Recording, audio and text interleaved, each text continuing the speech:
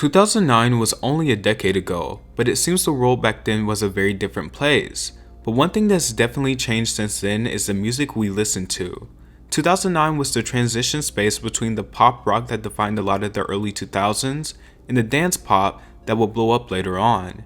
And it led to some pretty interesting results. Some of the songs on this list may be totally unlistenable or insanely annoying, but there are some real nostalgic gems in here too. Are you excited yet? Number 10, What You Say by Jason Derulo. 2009 was the kickstart of a lot of careers in the music industry, and in came Jason Derulo.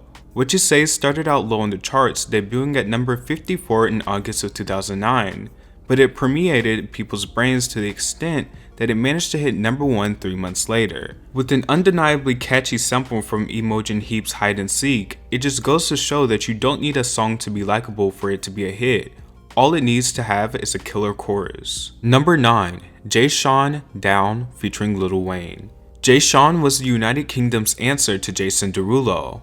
The song followed a similar formula to What You Say, being overly repetitive and catchy to the point where it can become annoying. Still, the masses of 2009 must have enjoyed it because it hit number 1 on October 17th of that year.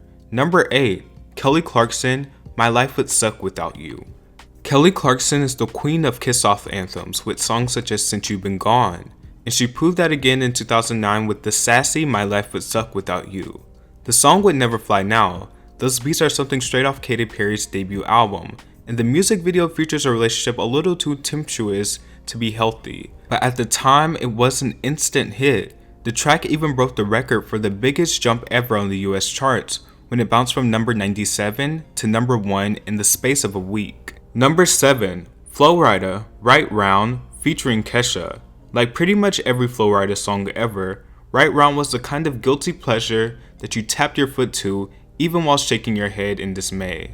Even Kesha, known back then by the very 2009 stage name Kesha, stylized with a $sign, seemed to be a little too embarrassed by the song. She refused to appear in the music video, being stood in for by a random girl, and has never performed it live since its release. Still, the song was likable enough to hit number 1 on the charts for 6 weeks straight, and even broke the record for first week sales when it sold 636,000 copies in January of 2009. Number 6, Kings of Leon, Use Somebody. Use Somebody wasn't quite big enough to hit number 1, only managing to peak at number 4 on the charts, but it sold enough copies to hit number 14 on the end of the year charts. A weird flash in the pan of a song, the track has a total classic rock vibe that would have equally suited a 1999 release, which means it's actually aged pretty well over the past 10 years. That's more than can be said for Kings of Leon themselves, who have basically faded into complete obscurity at this point. Number 5, Britney Spears, Womanizer.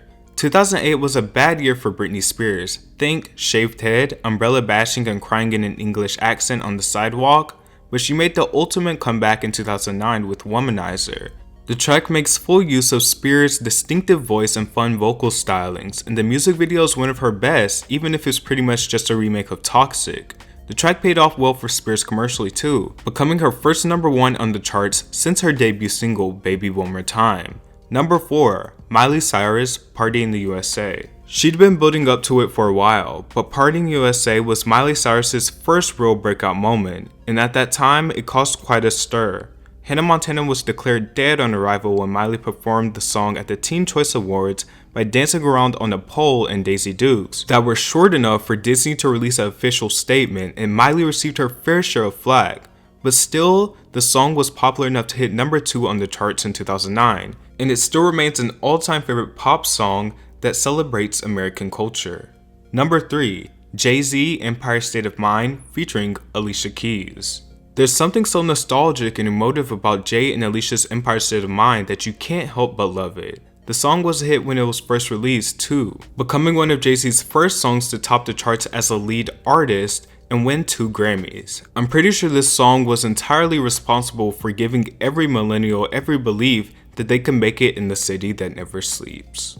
Number 9, Lady Gaga, Poker Face. If you're a young adult, you'll definitely remember that solid month back in 2009 where Poker Face was literally the only thing being played on the radio. The song's popularity wasn't completely unfounded.